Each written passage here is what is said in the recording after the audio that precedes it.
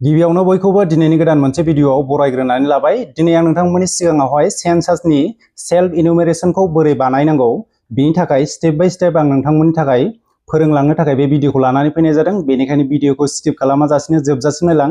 जुदि नोंथांमोना बबेबा मोनसे स्टेपखौ गोरोन्थियै फिलआप बानायोब्ला बे उनावहाय प्रब्लेम जानो हागौ। बेनिखायनो नोंथांमोना मोजाङै स्टेप बाय स्टेप नायलांब्लानो जाबाय। आं नोंथांमोननि सिगाङाव बेखौ गासै डिटेल्सखौनो फोरमायनानै होगोन। भिडियोखौ जागायजेननायनि सिगां बयनिसिमबो गुरै खावलायनाय, नोंथांमोना आंनि चेनेलाव गोदानब्ला सिगाङावनो साबस्क्राइब खालामनानै लाग्रोब्लानो जाबाय, जाहाथे गोदान आपडेटफोरखौ मोननो हायो। थौदो बिदिब्ला दिनैनि भिडियोखौ जागायदिनि। सेन्सासनि सेल्फ इनुमेरेशन बानायनो थाखाय नोंथांमोना माखासे गोनांथार डिटेल्सफोरखौ गोसोआव लानाया जोबोरैनो गोनां। नोंथांमोना बेवहाय सेल्फ इनुमेरेशननि थाखाय फिलआप बानायनायाव गोरोन्थियै फिलआप बानायनो नाङा, नङाब्ला उनावहाय प्रब्लेम जानो हागौ। बे सेन्सासनि सेल्फ इनुमेरेशन बानायनाया आगस्तनि 2 तारिखनिफ्राय स्टार्ट जानानै बियो आगस्तनि 16 तारिखसिम सोलिगोन। नोंथांमोना बेनि गेजेरावनो गावबा गावनि नखरनि सेल्फ इनुमेरेशनखौ बानायनानै लानांगोन। 17 तारिखनि उनावहाय एनुमेरेटरफ्रा नोंथांमोननि न'आवहाय हाबहैगोन। बेवहाय नोंथांमोना नोंथांमोना जाय सेल्फ इनुमेरेशनखौ बानायनानै लादों बेखौ नोंथांमोना फोरमायनानै होनांगोन।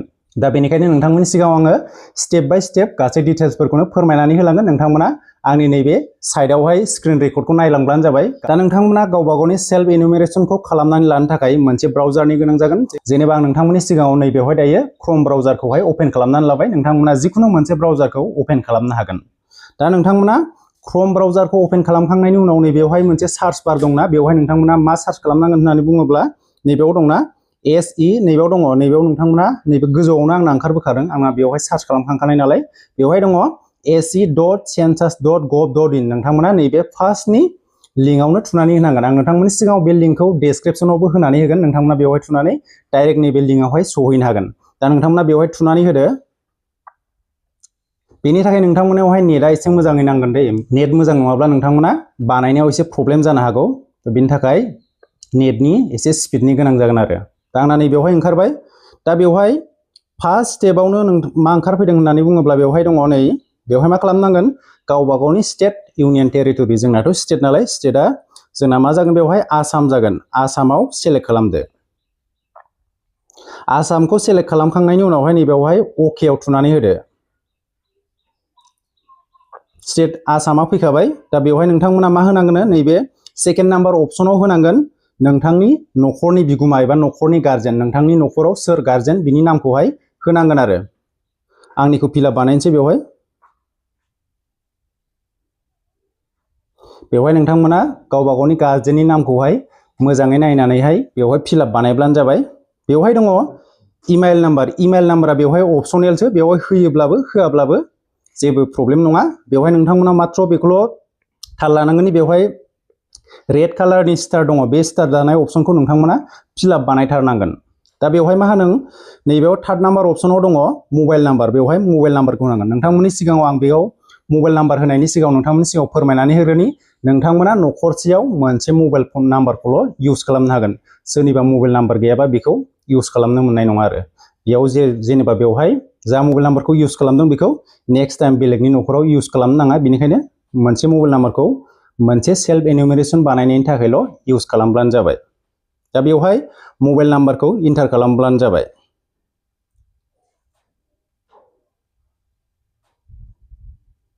मबाइल नाम्बार होखांनायनि उनावहाय नैबे गाहायाव दङ केपसा कड दङ, बे केपसा कडखौ होनांगोन।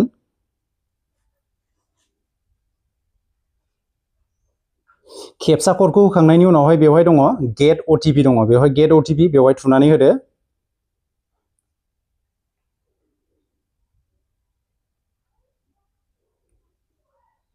सिक्स नाम्बार डिजिटनि बेवहाय अटिपि फैगोन। आंना नै दायो अटिपि फैबाय, आं बेवहाय अटिपिखौ फिलआप बानायनोसै। बे गाहायाव दङ लेंगुवेज, नोंथांमोना बेवहाय मोजाङै थाल लाब्लानो जाबाय। लेंगुवेजखौ सेलेक्ट खालामखांनायनि उनावहाय बेवहाय नोंथांमोना सोलायफिननो हानाय नङा, बेनिखायनो मोजाङै सेलेक्ट खालामब्लानो जाबाय।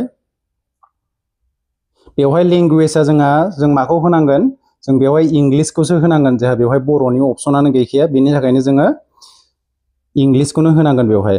दा बेवहाय इंलिस लेंगुवेजखौ सेलेक्ट खालामखांनायनि उनावहाय आरो बेवहाय गाहायाव दङ आरोबाव केपसा क'डखौ आरोबाव फिलआप बानायबावनांसिगोन जों। बेयाव केपसा क'डखौ इन्टार खालामखांनायनि उनावहाय बेवहाय दङ भेरिफाइ अटिपि, बेवहाय थुनानै होदो।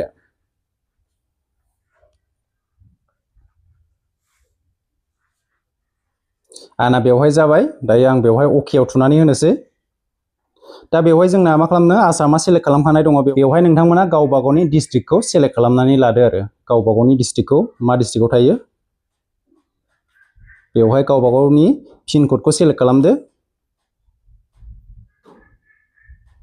पिन क'डखौ सेलेक्ट खालामखांनायनि उनाव बेवहाय गाहायाव दङ भिलेज टाउन लकेलिटि बेवहाय लेन्डमार्क मोनसे नोंथांमोना बेवहाय सेलेक्ट खालामदो दा नोंथांमोना लेन्डमार्कखौ सेलेक्ट खालामखांनायनि उनाव दायो गावबा गावनि न'खौ गामियावहाय माने गावबा गावनि गामियाव गावबा गावनि न'आवहाय लकेशनखौ सेट खालामनांसिगोन बेवहाय दा बेनि थाखाय नोंथांमोना गावबा गावनि न'खौ नागिरदो जाबाय आंना बेवहाय कनफार्म लकेशन आं बेवहाय थुनानै होनोसै दायो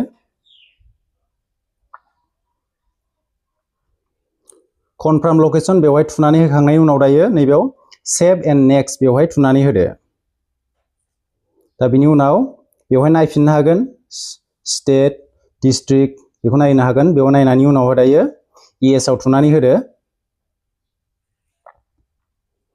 दा नेक्स्ट स्टेपआव थांबाय जोंना बेवहाय गासै 6टा स्टेप जागोन दा आंना सेकेन्ड स्टेपआव थांबाय दा बेवहाय थांदो बेवहाय मा होनदों प्रिडमिनेन्ट मेटेरियल अफ फ्लोर अफ द सेन्सास हाउस बेवहाय न'नि हाउसआ माने फ्लोरा माजों बानायनाय बेवहाय नोंथांमोना गावबा गावनि न'नि फ्लोरखौ माजों बानायनाय बेवहाय होबानो जाबाय बेनि उनावहाय होनदों प्रिडमिनेन्ट मेटेरियल अफ वाल अफ द सेन्सास हाउस बेवहाय हाउसआ माने हाउसनि इन्जुरा नोंथांमोननि इन्जुरा माजों बानायनाय बेवहाय नोंथांमोना गावबा गावनि न'खौ नायनानै बेवहाय सेलेक्ट खालामब्लानो जाबाय आं जायखौ बानायदों बिनि हिसाबै आं बेवहाय सेलेक्ट खालामबाय नोंथांमोना गावबा गावनि न'नि इन्जुरा माबायदि बेखौ होब्लानो जाबाय बिनि उनावहाय दङ प्रिडमिनेन्ट मेटेरियल अफ रुफ अफ द सेन्सास हाउस बेवहाय न'नि उखुमा माजों होनाय साद दालाय होनाय ना थिं होनाय बेखौ नोंथांमोना गावबा गाव सेलेक्ट खालामब्लानो जाबाय आं जायखौ सेलेक्ट खालामदों बे थिंजों बानायनाय नालाय आं दा बेवहाय बेखौ सेलेक्ट खालामसै जिआइ मेटेरियल एफ6 बेखौ बानायनोसै बिनि उनाव दङ कन्डिशन अफ दिस सेन्सास हाउस बे न'नि कन्डिशना माबायदि बेवहाय मोनथाम अप्शन दङ गुड लिभेबल डिलेपिटेड बेवहाय दङ आं नोंथांमोन गुड माने जोबोद मोजां कन्डिशननि न'आ जागोन आरो आं बेवहाय दायो बेवहाय सेकेन्ड अपशनखौ सेलेक्ट खालामगोन बेवहाय दङ लिभेबल बेखौ सेलेक्ट खालामसै बिनि उनावहाय बेवहाय जाजोबलायबाय नेक्स्ट स्टेपआव थांसिगोनलाय सेभ एन्ड नेक्स्ट बेवहाय थुनानै होदोलाय येस आव थुनानै होदो बिनि उनावहाय दङ total number of person normally residing in this household साबैसे फेमिलि मेम्बारा नोंथांनि बे न'आवहाय थायो बेवहाय लिरनानै होब्लानो जाबाय बेवहाय हाउसहोल्डनि माने न'खर बिगोमानि बा गार्जेननि नामा बेवहाय फार्स्टआवनो सेलेक्ट खालामखादों नालाय बेवहाय फैखाबाय बेवहाय नोंथांमोननि गार्जेननि बेवहाय जाय नाम होदों बेयो हौवा मानसिना हिन्जाव मानसिखौ होदों नोंथांमोना बेवहाय सेलेक्ट खालामब्लानो जाबाय आंना बेवहाय मेल नालाय मेलावहाय थुनानै होनोसै बिनि उनावहाय नोंथांमोना एससि एसटि जोंहा बर'फ्राथ' जोंहा एसटियानोखा नालाय एसटिआव थुनानै होबाय बिनि उनावहाय अनारशिप स्टेटास अफ दिस हाउस बेवहाय अनारशिपआ सोरनि बेवहाय जोंना अनखा नालाय फार्स्ट अपशनखौ सेलेक्ट खालामसै नाम्बार अफ डुवेलिं रुम बे नोंथांमोना न'खौ सेलेक्ट खालामनायावहाय बेसेबां रुम दङ बेवहाय सेलेक्ट खालामबानो जाबाय गावबा गावनि न'नि हिसाबै number of married carpels living in this household बेवहाय नोंथांमोननियावहाय साबैसे हाबा जानाय सुबुङा थायो बेखौ बेवहाय होबानो जाबाय लिरनानै होब्लानो जाबाय बेनि उनावहाय सेभ एन्ड नेक्स्ट बेवहाय स्टेपआ जोबजोब्बाय नालाय सेभ एन्ड नेक्स्टआव थुनानै होदोलाय येसआव थुनानै होदो एबार नेक्स्ट स्टेप आंना बेवहाय 4 स्टेपआव थांबाय मेन सर्सेस अफ ड्रिंकिं वाटार नोंथांमोननि लोंनाय दैनि सर्सेसआ माबायदि नोंथांमोना मानिफ्राय दैखौ लोङो बेवहाय सेलेक्ट खालामदो बेवहाय गावबा गावनि न'खरनिखौ नायनानै बेवहाय सेलेक्ट खालामबानो जाबाय एभेलेबिलिटि अफ ड्रिंकिं वाटार सर्सेस बेवहाय एभेलेबिलिटिखौ बेवहाय होबानो जाबाय विदिन प्रिमाइसेस गावनि न'खरावनो ना मा बेफोरखौ सेलेक्ट खालामबानो जाबाय आं बेवहाय फार्स्ट अपशनखौ सेलेक्ट खालामसै मेन सर्सेस अफ लाइटिं नोंथांमोना लाइटखौ माजों सुयो जोंनाथ' दायो इलेक्ट्रिसिटि दं नालाय इलेक्ट्रिसिटिखौ सेलेक्ट खालामसै एक्सेस टु लेट्रिन नोंथांमोना गावबा गावनि फायखानाखौ बा लेट्रिनखौ माने बेवहाय होनांगौ बेवहाय नोंथांमोना न'नि थाखायल' इउज खालामो ना सोरबायाबो इउज खालामो ना गुबुनाव इउज खालामो बेखौ ना पाब्लिक लेट्रिनखौ नोंथांमोना इउज खालामो बेखौ होब्लानो जाबाय जोंना बेवहाय गावबा गावल'सो इउज खालामखायो बांसिनानो बेयाव फार्स्ट अपसनखौ सेलेक्ट खालामसै बेवहाय नोंथांमोननि लेट्रिननि टाइपआ माबायदि बेखौ होनांगोन पाइप सिवेर सिस्टेम सेप्टिक टेंक आदार सिस्टेम नोंथांमोना बेवहाय होनांगोन आरो सेप्टिक टेंक बा सेप्टिक टेंक बेवहाय होनांगोन बेवहाय आं बेवहाय सेकेन्ड अपसनखौ होनोसै टुइन फिट लेट्रिन विथ स्लेब बेवहाय नोंथांमोना नोंथांमोननि लेट्रिननि सिस्टेमा माबायदि बेखौ होनांगोन आरो बेवहाय नोंथांमोना जिखुनु मोनसे सेलेक्ट खालामब्लानो जाबाय आरो नैबेवहाय दङ बेवहाय मोनथाम दंखायो नालाय जिखुनु नैबेयाव गासिबनि गेजेरावहाय मोनसे जिखुनु नोंथांमोना सेलेक्ट खालामब्लानो जाबाय आरो नोंथांमोना बेवहाय क्लोज ड्रेन ओपन ड्रेन नो ड्रेन्स बेवहाय नोंथांमोना बेखौ सेलेक्ट खालामबा जाबाय ड्रेन सिस्टेम दं नामा ड्रेन दं नामा बेवहाय आंना गैया नालाय बेवहाय न'आव होनोसै बिनि उनावहाय बेवहाय नोंथांमोना बाथरुम दं नामा बेवहाय सोंदों गैयाबा गैया न'आव होबानो जाबाय बेवहाय एलपिजि कानेक्सन दं नामा गैया बेखौ सोंदों जोंना नोंथांमोना गेस बाहायोबा बेवहाय होदो एलपिजि पिएनजि कानेक्सन जोंना बेवहाय एलपिजि दं नालाय गेसजों ओंखाम सङोबा होदो गैयाबा गैया होदो बेवहाय आं होबाय बेवहाय संनायाव माखौ बाहायो जोंना बेवहाय एलपिजि खौ बाहायो नालाय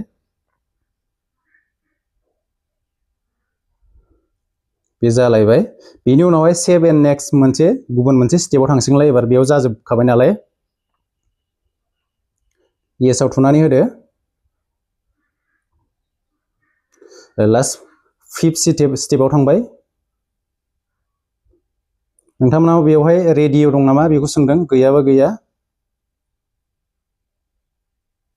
जोंना बेवहाय रेडिअखौ सोंदों बेवहाय जोंना मा थायो स्मार्टफनावथ' जोंना रेडिअनि अपसना थाखायो नालाय बेयाव दङ अन मबाइल स्मार्टफन बेवहाय जोंना थायो बेवहाय जों बेखौ होनो हागोन बे अपसनखौ टेलिभिजन दं नामा टिभि दंबा दङ गैयाबा गैया बेखौ होदो इन्टारनेटखौ माबोरै बाहायो बेवहाय सोंदों बेवहाय लेपटपाव बाहायोना कम्पिउटाराव बाहायो जोंथ' बांसिनानो मबाइल फनाव बाहायो जों बेवहाय थुनानै होनोसै लेपटप कम्पिउटार दं नामा बेखौ सोंदों गैयाबा गैया दंबा दं गैया नालाय न' होबाय बेवहाय थांदों मबाइल फना जोंना मा दङ बेवहाय जोंना स्मार्टफनखौ बाहायो नालाय स्मार्टफन बेयाव सोंदों bicycle and scooter motorcycle मा दङ साइकेल दङ ना मटर साइकेल दङ स्कुटार मटर साइकेल मपेड जिखुनु सोंदों बेवहाय जोंना मा होनदों बेवहाय साइकेलबो आरो मटर साइकेलबो दं नालाय बेवहाय बर्डखौ होनानै होदो बिनि उनावहाय गारि दं नामा बेयाव सोंदों कार जिप भेन गैयाबा गैया न' जों बेवहाय जोंनि न'आवहाय जोङो माखौ जायो जोंना बर'फोरना मा जायो राइस ओंखामानो जाखायो बेवहाय होनोसै राइसखौ मबाइल नाम्बारा अलरेडि बेवहाय फैखाबाय जों सिगाङावनो होखांखाबाय नालाय बेवहाय फैखाबाय बेखौ जेबो खालामनांला सेभ एन्ड नेक्स्ट बेवहाय थुनानै होदो बेवहाय आंना गासैबो कमप्लिट प्रसेसआनो जाजोब्बाय नोंथांमोना बेवहाय नायफिनबानो जाबाय माबायाव गोरोन्थि जादों नामा माबाफोर गोरोन्थि जादों नामा बेवहाय नायजोबदो बेवहाय नायजोबदो नायनानै गासिबो थिगखाब्ला नोंथांमोना बेवहाय फाइनाल साबमिट बेवहाय थुनानै होदो जुदि नोंथांमोना माबाफोर गोरोन्थि जाबोदोंबा बेक एन्ड कारेक्ट नैबे लास्ट अपसनाव दंना बेवहाय थुनानै कारेक्सन खालामफिननो हागोन दा बेवहाय जुदि गासिबो कमप्लिटलि जाखाजोब्बायब्ला नोंथांमोना फाइनाल साबमिटआवल' थुनानै होदो येसआव थुदो दा जोब्बाय दा नोंथांमोननि थाखाय दा जोबथारनायाव मोनसे जोबोद इम्परटेन्ट नैबेवहाय नोंथांमोना बेवहाय सेल्फ इनुमेरेसन आइडि मोनदोंना बेखौ नोंथांमोना स्क्रिनशट खालामनानै मोजाङै दोनब्लानो जाबाय बेखौ नोंथांमोना जेब्ला इनुमेरेटरआ फैगोन नोंथांमोना बेखौ खोन्थानानै होनांगोन आरो बेखौ ओंखायनो नोंथांमोना मा खालामनांगोन बेखौ स्क्रिनशट खालामनानै लाखिब्लानो जाबाय आरो बेवहाय दायो गासैबो प्रसेसआनो जोबबाय नोंथांमोननि सेल्फ इनुमेरेसन खालामनाय प्रसेसआ बेवहाय कमप्लिटलि जोबजोब्बाय दा बेनोमोन सेन्सासनि थाखाय सेल्फ इनुमेरेसन बानायनाय प्रसेसआ दिनैनि भिडिअआ एसेनोसै नोंथांमोना भिडिअखौ इनफरमेटिभ मोनदोंब्ला मोनसे लाइक खालामदो लोगो मोनफिनगोन गुबुन मोनसे भिडिअआवहाय गोजोन्थों